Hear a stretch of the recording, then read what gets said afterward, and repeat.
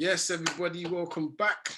We've got a kind of a special edition of Never Part the Bus Arsenal fan cams today.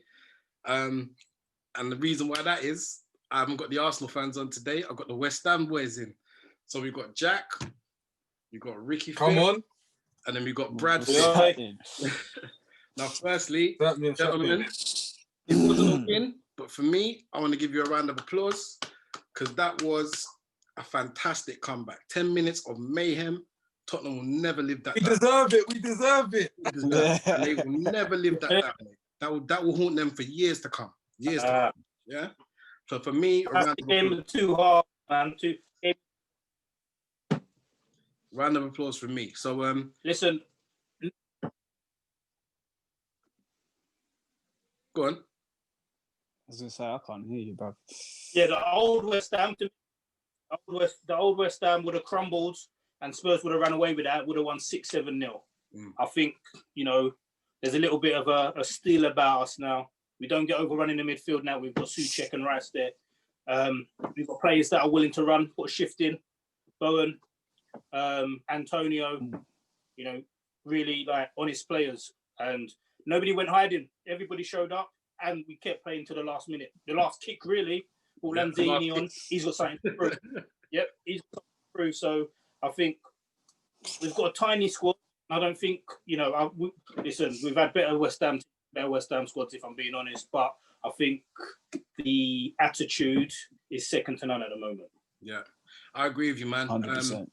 After when the second one went in, I thought the game's going to be decided on the third goal. And then when they scored the third one, I was like, okay, that's it. It could be 5, 6, 7. Yeah, I didn't really think much was going to happen after that. And then the second half came, and it was just a change, bro. Changing attitude, changing everything. I don't know if they sat back and thought, yeah, we've got this, but at the same time, you lot are playing. And to be fair to you, since the beginning of the season, you lot have been playing football, decent football. You should have got something against us. Yeah, personally. Yeah. Like you've been playing well. Game. Say that again, Brad. Apart from Newcastle, yeah, Brad. Oh yeah, Newcastle. All right, that's one game. Yeah, game maybe. But against the ones that bear in mind with Newcastle, Souček was in isolation for 10 days. Yeah. Rice Rice had a knock. Yeah. And we lost it in the field anyway, and we couldn't get the ball. We couldn't get it out to the wide players. Yeah. Weren't no service up. So after that, I think everybody knew that something had to change. Yeah. Say no more. Yeah, well, I mean, 100%. Sorry, what's your thoughts, Jack? Go on. Like, I was trying to think back. Like, I can't remember the last time we actually got smashed. Like, because like you, I thought this is going to be 7-8-0 because they just dismantled Man United the week before. But since David Moyes, I might be wrong, but since David Moyes has been in there, I don't think we've ever been like smashed. I mean, the first game after lockdown, we played Wolves, didn't we? And they took the piss out of us, but I think that was only 2-0. Like, we're a different side now. As Rick said before, we would have just got rolled over. Now we've got the players to do something about it. Yeah. But I mean, I've got to be honest because there was even a show we did and we had predictions for the season, like who might get relegated and that. And based off what was going on and the way you lot kind of ended last season, I have to hold my hands up. I was like, West Ham might go. Yeah. Nah. Yeah, I think we all were, weren't we? Yeah, let's be fair, innit? But I'm holding my hands up. Everyone was, yeah. All of that to the side now, bro. How the season has started, realistically, what are your expectations for the season now? Go with Brad. Expectations? All I want is just to survive early. I just don't want no stress like we normally do. I'm not putting like no big expectations. Yeah, we're gonna finish top 8 or whatever. I just want to be comfortable. Like last season was a bit squeaky bum until the last couple of games, but yeah, I just want a comfortable season. Mid-table, I'll be happy with that. 11th, 12th. Cool. Jack? Yeah. Well, I think like if you look back, I'm not saying we're gonna win the league, but when you look back when Leicester won the league, I think we finished 7th. But there was a lot of sort of teams that finished above their station that year, and obviously because a lot of teams weren't doing well. And if you look at all the results, like Aston Villa are 2nd, Everton are 4th, first. I know it's early days, on paper, I don't think we can finish any higher than 10th, but the way it's going and the way, if this season carries on the way it is, I reckon we could push in for 7th or 8th. But that's me being very optimistic. Mate, mate, reach for the ceiling. Like, reach for the stars, you won't touch the ceiling. That's what I say, mate. Rick. Top half, I think we'll finish top half. I think going off of what Jack said, I think a lot of teams are going to underperform this season. It looks like nobody can defend. There's how many 3-3-7-2s? People putting 5 past 6. You know, we have to look at teams like us. Moyes has a career of building off of a solid foundation. If you're organised, it looks like you're going to win games. At the moment, I think teams are just trying to outscore each other. I think that's down to the fans not being there. But I think some teams are going to underperform. You're looking at look at teams like that have started slow. Sheffield United, Burnley, they look like they're struggling a bit. They're teams that probably you'd say on paper would have finished, going off of last season, would have finished above us.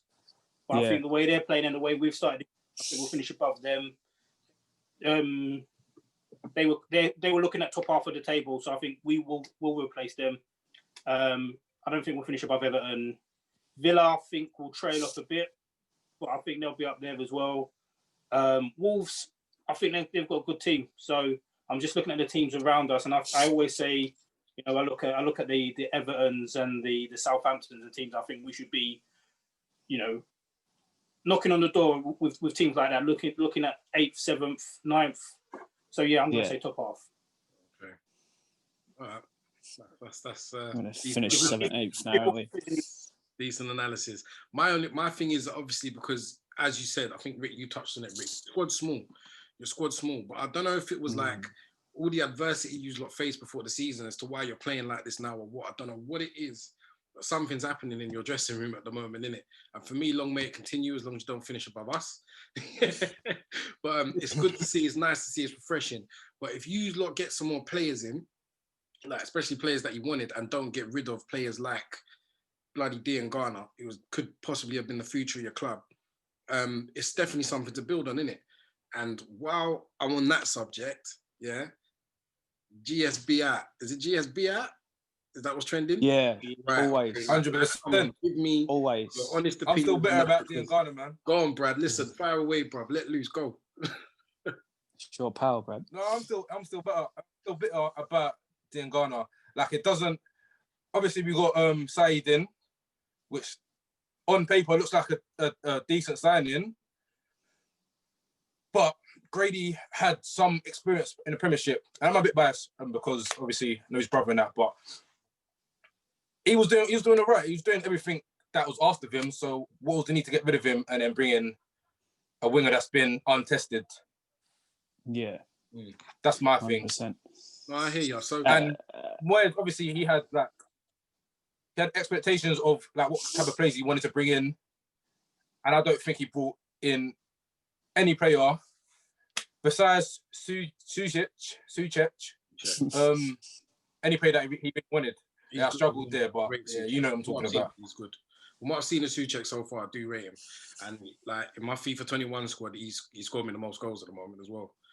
He's sick. You know what I mean? But from the outside looking in, I want you lot's opinion because you lot are diehard West Ham, man. From the outside looking in, the board are doing some crazy stuff, bruv. They're doing crazy stuff. So do you think they're literally just lying in their pockets? Or like, do you think they have the club's better interest at heart, yay or nay? Well, yeah. I can't see, like, you sell Dean Garner to get £18 million and you say all this about it's going to be reinvested in the team, and then it's not. Was it deadline day we signed Kufal, maybe just before, for £5 million? Spent all summer trying to get a defender, and then he goes on radio and says that the players we're trying to sign are important players to their clubs and the clubs don't want to sell them. Then what do you think's going to happen? Like, we're not Man City. We're not just going to be able to buy them out of clubs. So and as well, and it looked as though we was going to sign Ben Rama for £30 million. So you could argue, perhaps, yeah, that's where the Grady Diangana money's gone. But then that nearly fell through and managed to get him on a loan, which just screams David Sullivan to me. There's the rumour that we're limiting our outgoings as much as we can in order to sell the club. I don't really know how the finances of that works.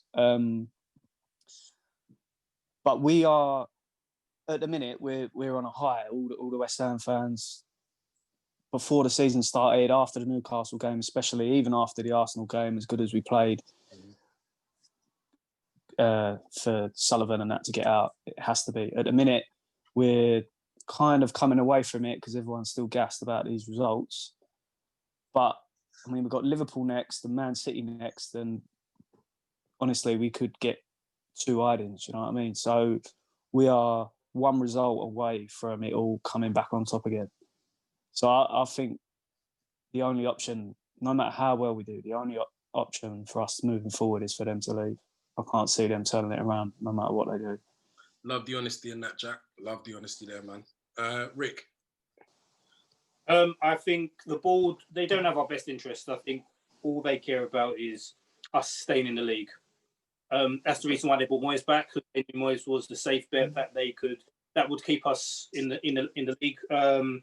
If you look at who they've brought in historically, even from when they first took over, so we had Zola. Everybody loved Zola. The board, the fans loved him. The players loved him. He had Carlton scoring on a regular basis. Yeah. You know what I mean? Carlton, he got into the England squad based off of that. They sacked him. He nearly got sold to Liverpool, didn't he? Mm-hmm. Yeah, he was nicked with Liverpool. They got rid of Zola. I'm not saying Zola was the right man for the job. You know, he kept us up. We finished 15th that year. They brought in Avram Grant. Complete nightmare. Brought in, they knew Allardyce could come in and do a job. Every once in a while, I think they just bring in a manager or they buy a player just to keep the fans happy. I think the Benrahma signing is another one of those kind of signings. Touching on what Bradley said, it's very counterproductive for you to sell a left winger that has played in the Premier League, that took the Championship by storm at West Brom, was playing good football pre-season, to sell him for £18 million and then to do a deal with an untested... Listen, I think he's going to be a good signing for us. Don't get me wrong. He's got the flicks, the tricks. He's the type of player that our West Ham fan loves, but it's still a risk. Now, if you were selling Grady to, buy the defenders what we needed, it didn't happen. Who did we end up getting? Craig Dawson on loan. You know what I mean? We were linked, and what I'm beginning to find out about the board is if they've pulled the wool over our eyes. And it's only until, I'll probably say the past 2 seasons where you can go onto social media, you can put on Sky Sports News, and you can actually see the breakdown of a bid. Yeah. Now, our bid for the kid that went to Leicester, Fofana, our bid was more than what Leicester paid for him. But they wanted to pay $5 million over the next 5 seasons and throw on a load of add-ons as well. Before, Classic. 2-3 years ago, we bid 33 million and they said no. Now we know the breakdown, and that's why all our bids are failing, because we're going to teams and we're saying, we'll buy him and we'll pay you £1.50 for the next 150 years. And if we get into the Champions League, we'll give you another £1.50. And then they say, well, we tried to buy him, but we couldn't. So I think now they've exposed. So I think the Benrahma signing was just to keep the fans off their backs for another couple of months. Like Jack said, we're riding on a high. We've had 3 fantastic results in the league. We beat 2 teams that have had our numbers over the past couple of seasons, Leicester and Wolves. They normally play us off the park. So you can see the improvements. Them as well. The players are fitter, they're stronger, they're hungrier. They're fighting for each other. We haven't had that in a long, long time. But we won't move forward because they're stripping the club of decent players. We're 1 or 2 injuries away from going back to bringing in the players that we wanted out of the club. And again, Man City, let's be honest, they've tucked us in 5-0 for the past how many seasons. So if we go play City and they beat us 5-0, it brings us right back down to square one. Everyone's moaning. criticising Moyes' Yeah. tactics, for criticising him making substitutions on the 89th minute. You know, Well, it's we were gonna go doing back. that. We were doing that after 20 minutes in this game, 3-0 down. Everyone's saying that Moyes should stay away and Irvine should take over, and obviously half joking. Yeah. My question though, sorry to cut you. Go on, mate. No, Yeah, go on. Go. Sorry, I don't want to stop your flow. Actually, go on. Say- I'll say after. The Spurs game, let's be honest, that's probably some of the best football Spurs have played in all season. Yeah. That the first 20 minutes. First half, yeah. So Yeah. So that's the positive that Spurs fans can take. What I saw it as is two managers that's coming in trying to reinvent themselves. We're coming from negative reputations. Yeah. You know, Mourinho parked the bus, Yeah. negative football, win 1-0. They've been playing really good football. Let's be honest. Moyes has come in. Everyone thinks Moyes is a negative guy. Get the ball to the wingers, put in 500 crosses. They think that's all Moyes plays. So I think there's two managers trying to reinvent themselves. I think they're doing a very good job of that. But I think us as a club, we're not going to go anywhere while we've got those comedians in charge. Yeah. Well, I think this transfer window as well, that we were linked with so many players that come out and said that they're not interested in going to West Ham. Like Tarkowski made it open that he didn't want to come down south. I think we was linked to Rob Holding, and he said he'd rather stay and fight for his place than have guaranteed football at West Ham. Tomori last minute, binned us off. So when, even I'm not sure when he was linked with us. I think it might have even been before Bilic, but Bielsa, the guy who's managing Leeds now, has come out and said that he wouldn't be able to work under Golden Sullivan. So from players like Rob Holding turning us down, no disrespect to him, fucking hell, do you know what I mean? Like, we've got bigger problems than we thought. No, I hear what you're saying though, man. It must be well known within the inner circles how they conduct their business, especially if you're here, like in the Premier League, from the Premier League, and understand how their inner workings are. Because those guys that you mentioned, it's like they have a good understanding of the Premier League. So it must be well known, bruv, like that they're just on for want of a better word, on complete fuckery. We're You know laughing. what I mean? From the outside looking in, it looks horrible, bro. It looks like what the Arsenal owners were doing times 10, like tenfold. Do you know what I mean? Just where the quota was literally just keep you in the top 4, top 5, and it's like, okay, just keep you in the Premier League. You know, so it's, you know what I mean? It's horrible, man, from the outside looking in. But as I was gonna say, sorry, before I cut you up, like what is it with this bringing on Snoddy at like 89 minutes every game, bro? What's that about, man? The disrespect, bro. I don't understand it. What is that about? The one criticism I've always is he is not a proactive manager. Even against you guys, we were winning the game for a long, long time. He didn't make a change until you scored. And you scored quite late on. And he does that all the time. He makes the changes. You look at, before Anderson went, we'd have Anderson, would have Lanzini, would have Yarmolenko, would have Haller on the bench. These guys are potentially game changers. You saw Haller come on against Southampton, put himself in a good position, got a goal. If you give him the service, he'll score. Brought Lanzini on. I think he only brought Lanzini on because he was desperate, didn't have anyone else to bring on. When Anderson was there, he'd bring Anderson on the 89th minute. You can't change the game then. If you're 2-1 down or 1-0 down, why are you bringing on a potential game player, when he's going to play 2 minutes plus a couple of minutes of stoppage time? He's too reactive. He always change when the other team does something, and it's frustrating because we'll be sitting there thinking, this game needs a game changer. This game needs a Lanzini, an Anderson, a Yarmolenko. But he just does it too late. I don't understand it, bro. There's too late, and then there's the 89th minute. I don't get it. No, am I wrong now? Too late, and then there's the 89th minute. 81st minute is even, you know what I mean? Okay, cool. Yeah, 81st minute. Go on, let's see what you can do, son. 89th, bro. You're taking the piss. He's the kind of manager is, I'd rather lose 2-1 than 3-1. That's what he's like. And then he'll be like, oh, we're right in it until the end of the game. And that's what he'd say. Defeat, yeah. Yeah, if we'd lost 3-2 yesterday, he would have been like, oh, I'm happy with the spirit and the guys, to bring it back to 3-2. Instead of him saying, well, we could have got a third goal. He was desperate. He doesn't fancy Lanzini anymore, let's be honest. I think a lot of people don't fancy Lanzini. He's got his you could see the West Ham fans. Don't get me started on this guy, bro. Yeah, people don't want to see Lanzini come on in.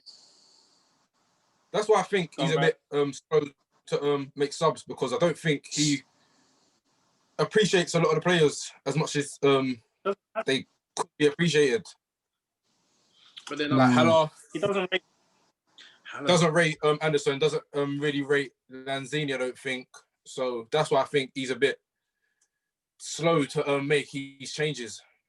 But they must not. Yeah, absolutely. They can't be his type of players, because I think Al is a top striker.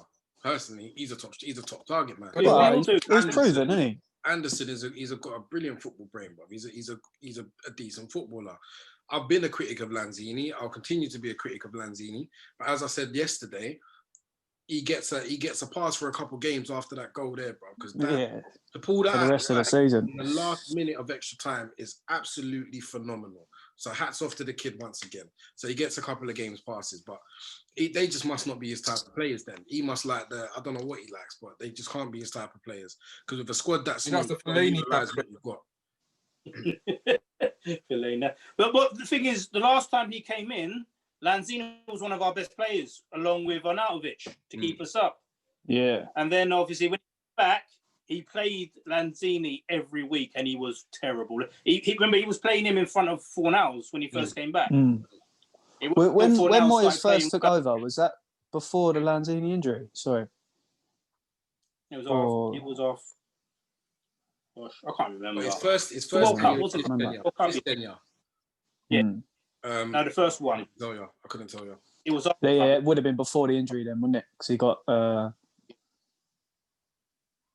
injured before the World Cup, wasn't it? Called up to the Yeah, it's with them boys.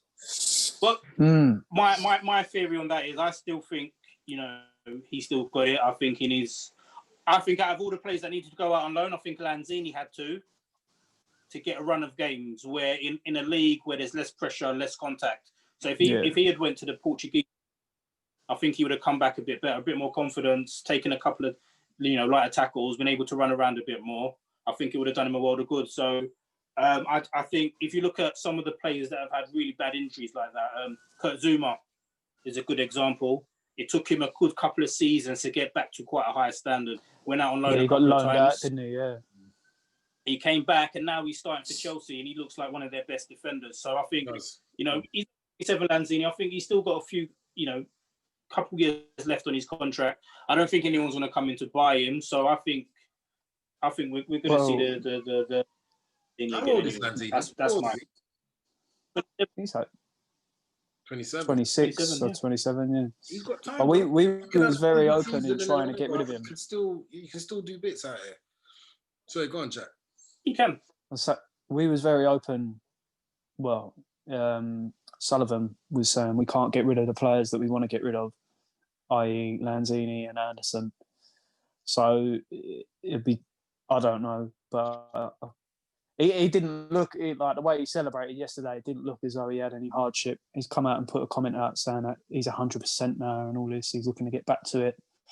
So we'll have to wait and see. I mean, at the minute, he doesn't get in the team. He has to be on the bench. Like, we can't change the team that started that game. Even with Benrahma coming in, I think Fornals has still got to start.